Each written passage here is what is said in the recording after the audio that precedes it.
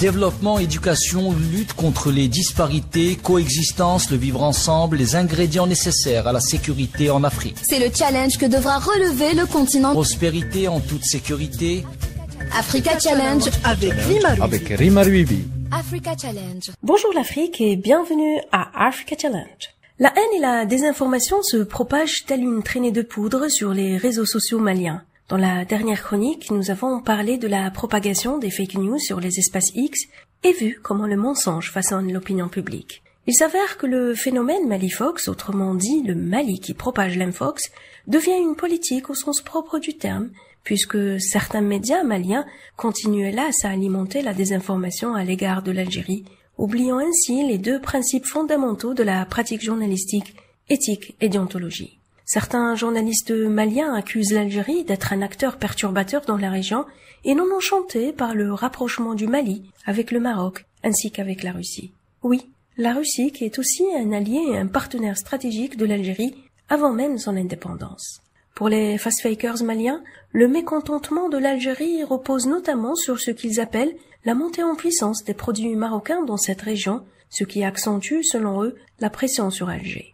La manipulation médiatique malienne ne s'arrête pas là puisqu'elle s'appuie également sur l'exploitation des manifestations populaires qui ont lieu devant l'ambassade algérienne à Bamako, qualifiant cela, je cite, de ras-le-bol généralisé de nos compatriotes contre l'ingérence algérienne dans les affaires intérieures du Mali, mais surtout de leur ferme attachement à la souveraineté nationale qui est le cheval de bataille des autorités de la transition. Fin de citation. Autrement dit, quand l'hôpital se moque de la charité. La vraie question est: à qui profite le crime des fake news? Le Mali n'a-t-il plus de force à part le mensonge? Le Mali n'arrive pas à se positionner comme un acteur géopolitique dans la région, alors il se gère par la géopolitique des fake news?